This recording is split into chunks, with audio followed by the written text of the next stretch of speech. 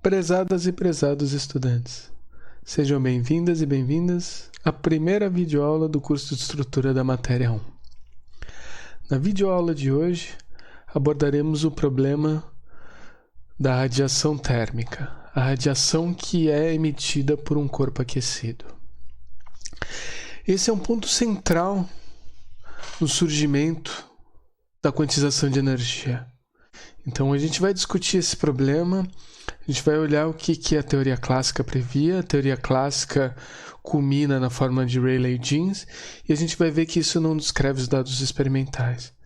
Então, para tal, a gente vai requerer que o postulado de Planck seja válido. Mas a gente chega lá na próxima videoaula. Na videoaula de hoje eu quero falar sobre o problema da radiação térmica, algumas definições e apresentar para vocês a fórmula de Rayleigh-Jeans. Então tá, a gente precisa pensar primeiro o que eu quero dizer com radiação térmica. Então a ideia é que eu tenho um corpo, eu vou aquecer ele, ou seja, ele vai estar numa dada temperatura. Nessa dada temperatura, né, a gente consegue sentir a emissão de energia, né, é algo que a gente chama de calor. E se a gente tiver um espectro e observar a distribuição de intensidade, né, na frequência dessa energia emitida, né, a gente olha ela em diversas frequências e obtém uma curva de intensidade por frequência. Essa curva é chamada de espectro. Então, quando a gente discrimina as frequências, né, pode ser comprimento de onda também, há uma equivalência, a gente tem uma distribuição espectral. Então, é isso que a gente está tentando descrever. Só o efeito da temperatura na emissão de energia de um corpo. É claro, no nosso dia a dia a gente tem exemplos muito práticos disso, né? A gente pode observar o carvão em brasa, né? O carvão em si, ele é escuro, né? Ele tem uma cor preta, né?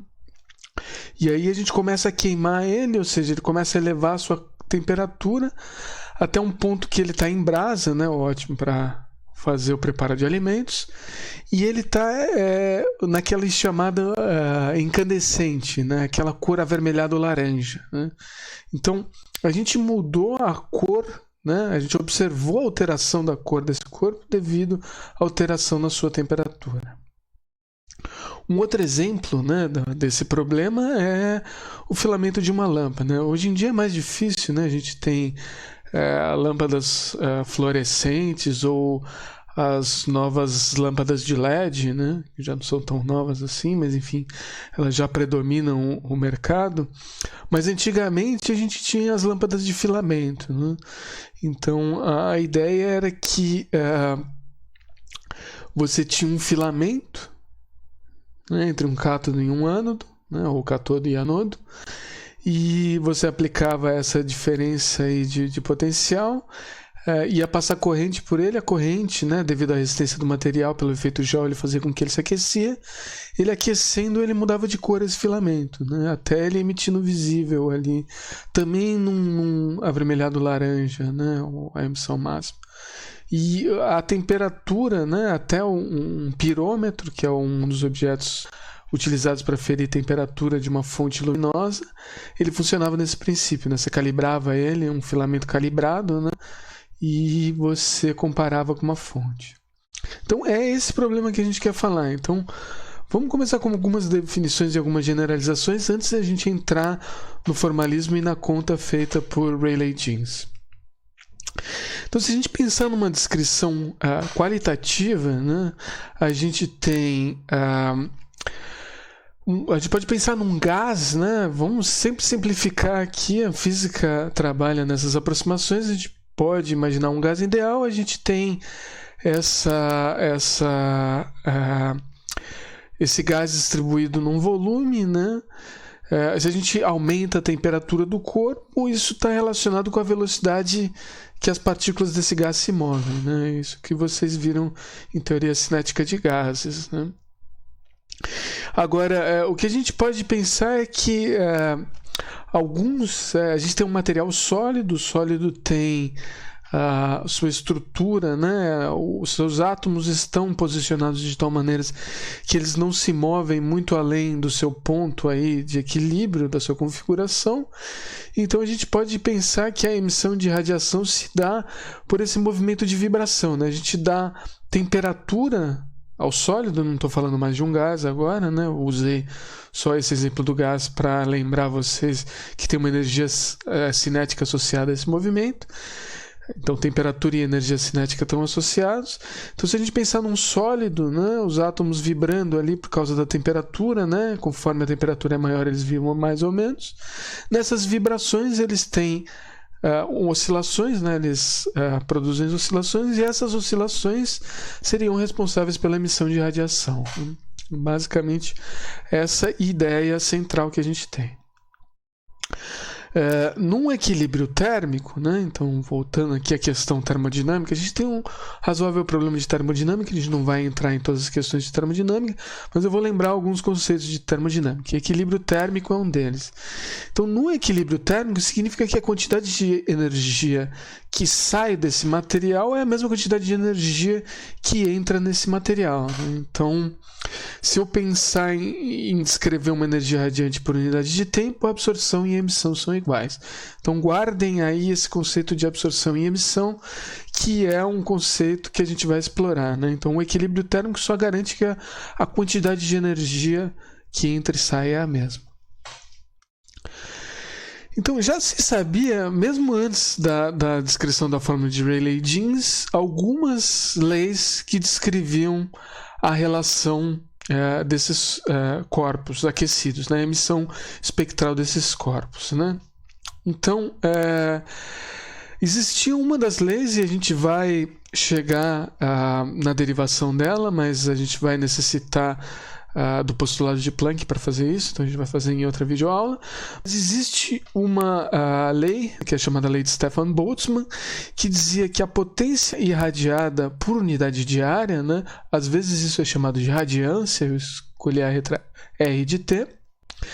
Se eu integrar ela em todas as frequências, né, eu tenho uma distribuição espectral, né, eu somo todas as frequências, então a potência total irradiada, lembrado, a potência é energia por unidade de tempo, ela é igual, né, ou proporcional à quarta potência da temperatura desse corpo, né, onde essa constante de proporção é chamada constante de Stefan Boltzmann. Então, a gente tem a constante de Stefan Boltzmann que foi determinada empiricamente, e depois, com o postulado de Planck, a gente vai determinar as constantes envolvidas nela. Além disso, tem um outro fator aqui, que eu vou chamar de emissividade, e ele é muito importante no conceito que a gente vai trabalhar logo a seguir. Qual é esse conceito? A emissividade é um número que vai de 0 até 1. E qualquer coisa no meio, que é, na verdade, tudo que existe no universo, é matéria cinza, né? Então, a radiação que chega nele, a gente tem uma associação com essa emissividade e a cor, né, relacionada a esse objeto. Branco, porque ele vai emitir todas as radiações, isso vai se misturar no nosso pequeno espectro de eletromagnético que a gente enxerga e vai ficar branco. Então, a gente tem essa superfície totalmente absorvedora, né?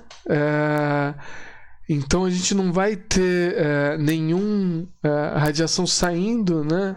Toda a radiação que chega é absorvida, então a gente tem uma emissividade muito difícil desse corpo negro, por isso que ele não vai emitir essa radiação, e a ideia dessa emissividade é que entra, né, um feixe de luz, né? Então eu tenho uma cavidade, e essa é como se faz isso experimentalmente, e isso foi feito.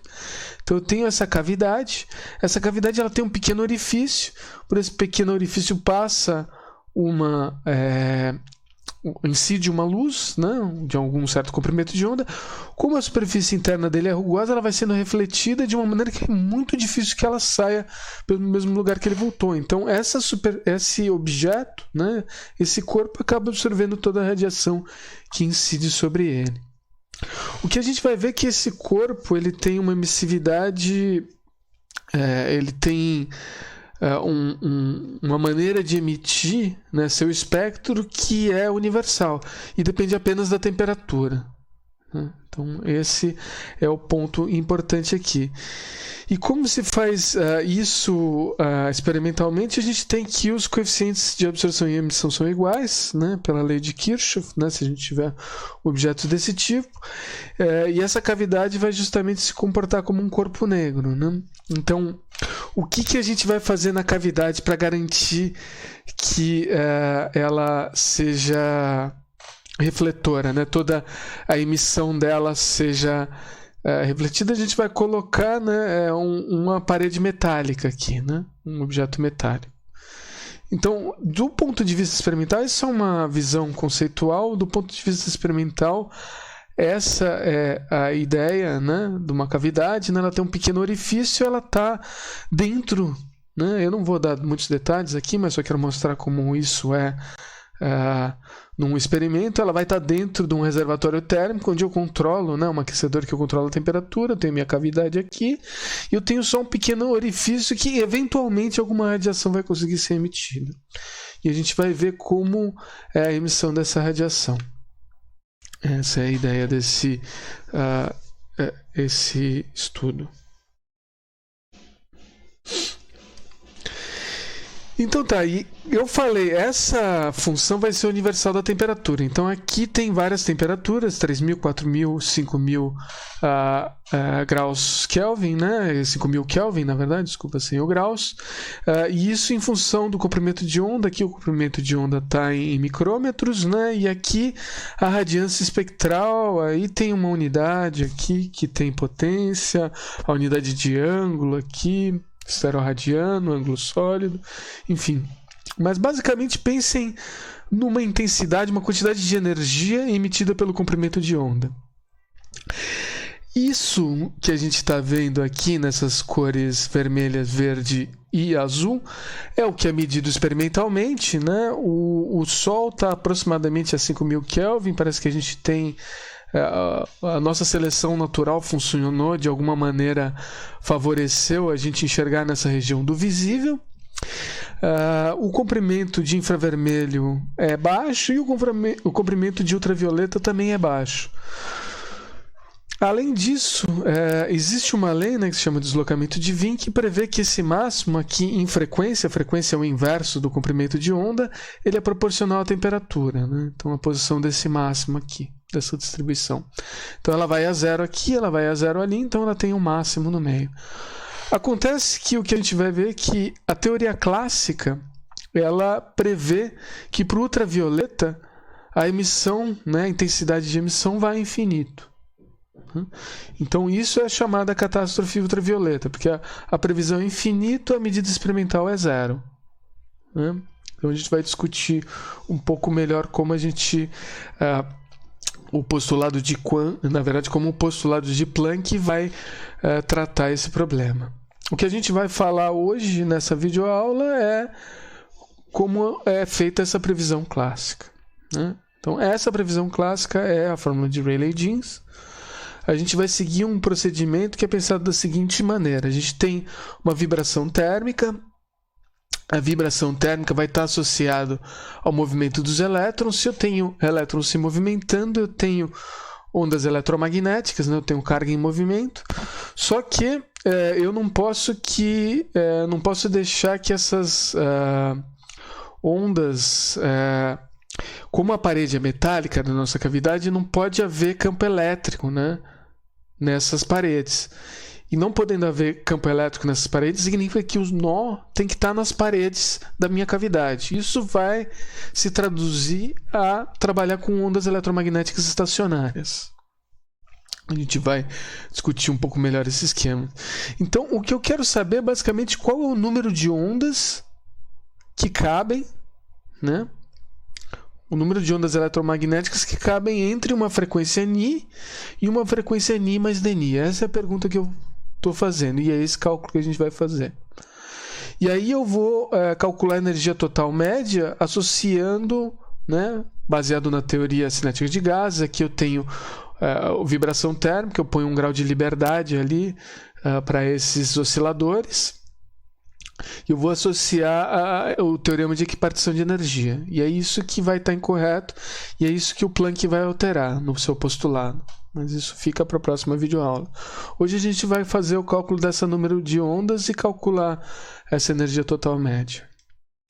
Então a gente vai fazer algumas considerações, né? Eu já adiantei a parede metálica, mas a gente vai considerar uma cavidade cúbica simplesmente para facilitar os cálculos, né? Além disso, a nossa cavidade está ligada num reservatório térmico T, né? Que está uma temperatura T, então ela está a uma dada temperatura. Essas ondas eletromagnéticas, se eu tenho uma cavidade cúbica, né? Eu posso sempre decompô-la vetorialmente, né?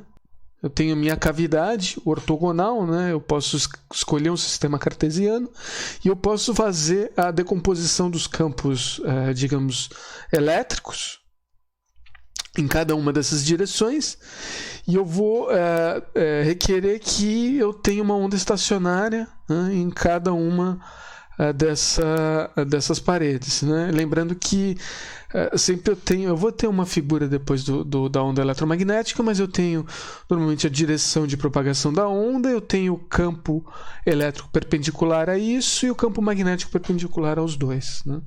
Eu vou então requerer que o campo elétrico seja zero nas paredes, né? Isso vai me garantir uma onda estacionária. Então, a questão é ver quantas ondas cabem nesse intervalo de frequências, né? Então, a gente vai fazer isso numa cavidade unidimensional, depois a gente vai fazer numa tridimensional, e o exercício proposto nessa videoaula é para uma cavidade bidimensional. Então, uma cavidade unidimensional, botei entre aspas, porque não dá para fazer experimentalmente algo que eu equivalha, né? A gente tem no máximo quantum dots ali, nanofios, que estão nessa linha unidimensional de materiais, né? Mas a gente não consegue fazer uma cavidade a partir disso. Mas vamos supor, né, que a gente possa fazer uma cavidade, né, unidimensional. Então, o que eu vou ter? Eu vou contar, né, o número de ondas que eu vou encontrar entre um intervalo Ni e um intervalo Ni mais Dni, né? Então, como isso vai ser feito? Eu vou olhar o campo elétrico, né? O campo elétrico associado à onda eletromagnética, né? É uma equação de onda, uma equação de onda que depende da posição e do tempo, né? Eu tenho 2 vezes π sobre lambda, né? Isso também é chamado de número de onda, vezes x, e eu tenho 2 vezes π vezes Ni, que é a frequência angular, isso a frequência, né? Desculpa, 2 vezes π vezes Ni também é chamado de frequência angular, vezes o tempo. Então eu tenho esse formato de onda aqui, e eu vou requerer que eu tenho uma amplitude do campo, eu vou querer que ela seja estacionária, né? E a estacionária nessa dimensão, essa dimensão que é o tamanho da cavidade. Então, digamos que a cavidade vai de 0 até A, né? Então, isso vai fazer com que a minha onda tenha que ser estacionária em relação a esse seno aqui. Então, para que isso seja verdade, né, eu vou ter que 2 vezes A sobre lambda seja um número inteiro, né? Porque aí vai ser, então, 2 vezes A vezes lambda, vai estar multiplicando π aqui. Se for um número inteiro multiplicando π, isso significa que o seno de um número inteiro vezes π vai ser sempre 0. E aí eu vou ter os nós nos lugares que eu gostaria que os nós estivessem, que é a parede da minha cavidade. E aí, claro, não vou colocar n igual a 0, porque aí eu não tenho onda nenhuma, né? Então, n igual a 1, 2, 3, 4 e assim por diante. Então, se eu reescrever esse termo aqui, então, se eu escrever a minha frequência, né? Eu tenho a frequência escrita como C sobre o comprimento de onda, onde C é a velocidade da luz. Se eu utilizar essa fórmula aqui, 1 sobre o comprimento de onda é igual a n sobre 2A. Então, a frequência é C, o número, né, de onda vezes 2A. Né? Então, se eu fizer um gráfico, né, unidimensional, onde no meu eixo x, o meu único eixo aqui, eu coloco o número de n, que é a quantidade de ondas que eu tenho. Então, eu vou ter 0, 1, 2 e assim por diante. A minha frequência vai ser 2A sobre C vezes... o meu n vai ser 2A sobre C vezes essa frequência. Então, eu vou achar um número D para isso, né? Eu vou chamar uma distância da origem aqui até esse ponto. Então, nessa frequência, né, eu vou ter esse número de ondas possíveis. Agora, se a minha frequência é Ni mais um pequeno intervalo de Ni, eu vou ter um outro número de onda, que é essa constante aqui, 2A sobre C, vezes a frequência. Então, se eu subtrair um valor do outro, né, eu tenho qual o número de ondas que cabem entre esses dois intervalos, né? Ou seja, eu estou variando, vocês têm que imaginar o seguinte, eu estou variando a frequência da minha onda eletromagnética e eu estou vendo quando isso casa, né, com a condição de que os nós têm que ser na parede. E aí, sempre que casar essa condição, eu falo, tem uma onda possível. Mais uma vez casou, então tem duas ondas possíveis, e assim sucessivamente, depende sempre da largura desse intervalo, né? Então, se eu subtrair uma coisa da outra aqui, o que eu vou ter? Eu vou ter 2A sobre C vezes esse infinitesimal de Ni. Né? Então, esse vai ser o número de ondas que eu encontro entre uma frequência Ni e uma frequência Ni mais Dni. Né? Então, aqui deveria ter um infinitesimal também. Agora, esse número, né, que é 2A sobre C vezes a frequência, vai multiplicar um fator 2. Mas por que vai multiplicar um fator 2? Porque eu tenho duas polarizações. E aqui eu tinha prometido antes, esse é um gráfico, né, que demonstra uma onda eletromagnética. Então, digamos que ela está se propagando aqui nesse eixo com velocidade c, né? Então, essa é a direção de propagação dela. Eu posso definir o comprimento de onda. Então, numa direção perpendicular, né, para cima e para baixo aqui, eu tenho o campo elétrico e para dentro e para fora aqui eu tenho o campo magnético. Então, eu posso polarizar minha onda eletromagnética em dois sentidos, né? Ela pode ser uma onda que tem uma polarização num dado sentido, ela pode ser uma onda que tenha a polarização no sentido oposto, né? Então, para uma direção de campo elétrico, eu tenho duas polarizações. Então, por isso que vem o fator 2. Vocês podem pensar isso com o polarizador ali colocando, né? Esse aqui eu só estava decompondo a onda para vocês lembrarem como é uma onda. Então esse é o número de ondas, né? Então o que eu vou fazer agora é o que vale de verdade, que é o cálculo tridimensional, e como eu disse, o exercício proposto nessa videoaula vai ser o cálculo bidimensional. Então, no caso tridimensional, a gente vai utilizar o seguinte caso: a gente vai decompor o nosso comprimento de onda em relação aos ângulos diretores, né? Os ângulos que dão direção. Vocês podem pensar nos ângulos de Euler, alfa, beta e gama. É uma maneira de descrever um ponto num espaço tridimensional. Você pega os ângulos em relação aos eixos x, y, z, e aí esses três ângulos são os ângulos diretores, né? O cosseno deles vai nos dar a direção.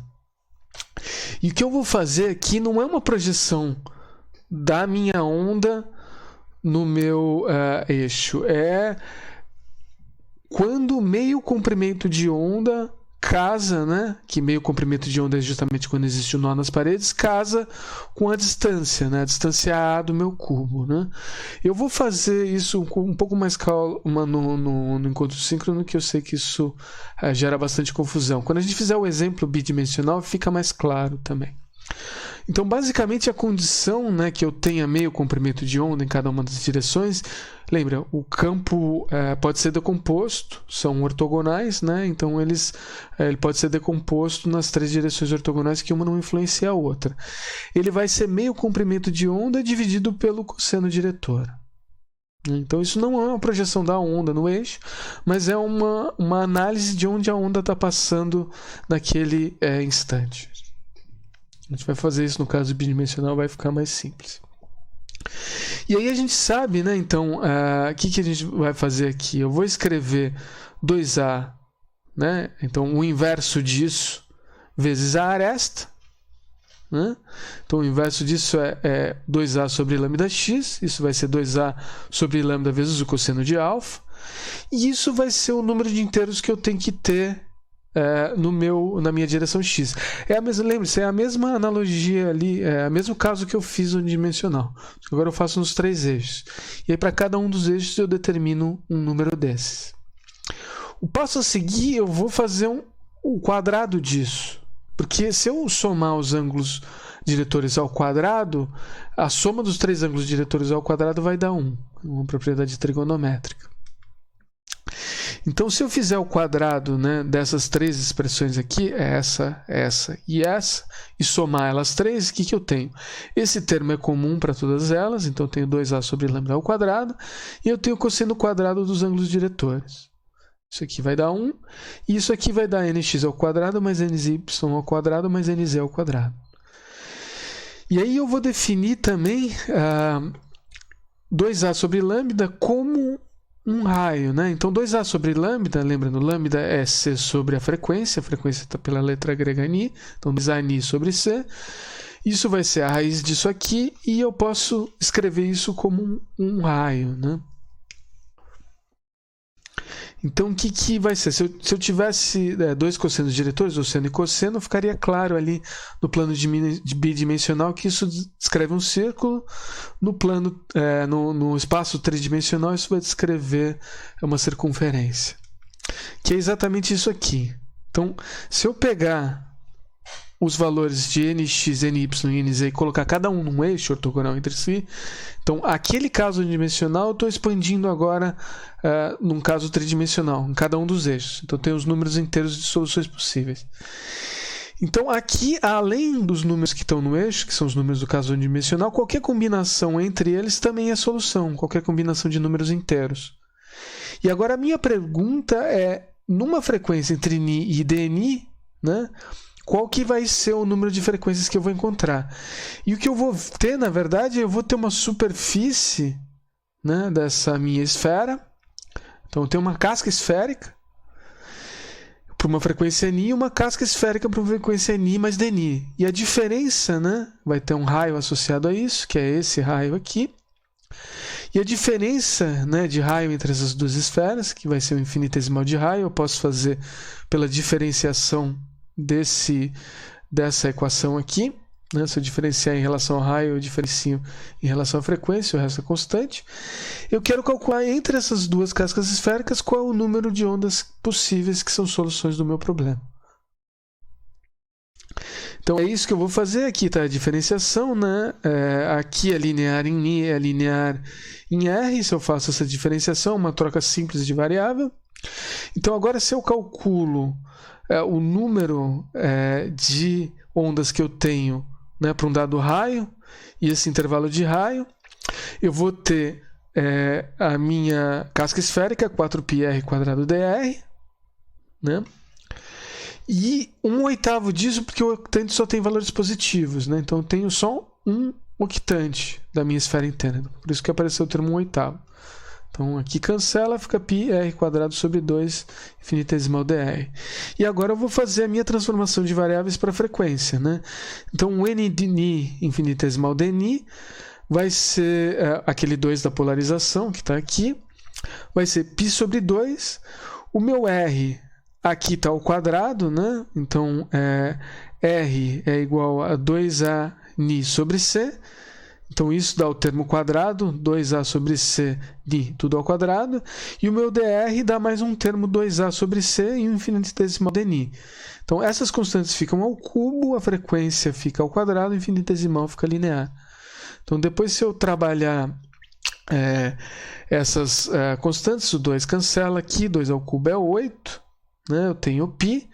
A ao cubo é lado vezes lado é o volume da minha cavidade, então V, dividido por C ao cubo, vezes ni ao quadrado infinitesimal dni. Essa é o meu número de ondas entre uma frequência ni e uma frequência ni mais dni. Então, vou ter que multiplicar isso pelo número a energia de cada um dessas ondas, e aí eu tenho o resultado da fórmula de Rayleigh-Jeans. Então, lembrando a vocês, né, então isso não faz parte desse curso, a teoria cinética de gases, de novo, existe uma proposição da energia média total baseada na equipartição de energia. Então, a energia de um oscilador, né, esse sistema que está vibrando, por grau de liberdade, né, eu tenho uma energia média de kBt. Eu posso até deixar um material suplementar depois, como é que se desenvolve essa teorema de equipartição. Então, isso é a energia de um oscilador. Então, o que eu quero saber é a energia total do meu sistema, né? Essa é a energia média de um oscilador. Então, se eu calcular a densidade de energia, ou seja, a energia dividida pelo volume, né, eu vou pegar aquela fórmula que eu tinha obtido anterior, né, 8πv ni quadrado sobre c ao cubo dni, eu vou dividir por v, então eu vou ter densidade de energia, energia por volume, então eu vou ter 8π ni quadrado sobre c ao cubo dni, e aí cada uma dessas ondas vai ter uma energia kBt. E é essa fórmula que diverge, né? Ela não vai apresentar o comportamento correto quando a gente estiver falando especialmente da região do ultravioleta. Então, essa era a fórmula de Rayleigh-Jeans, era isso que eu queria apresentar para vocês na videoaula de hoje. Na próxima videoaula a gente vai continuar discutindo o postulado de Planck e como a quantização de energia vai conseguir explicar os resultados experimentais. E eu deixo como exercício proposto fazer o cálculo que foi feito aqui unidimensionalmente e tridimensionalmente para o caso bidimensional. E a gente vai trabalhar isso no nosso encontro síncrono. Então, vejo vocês numa próxima videoaula.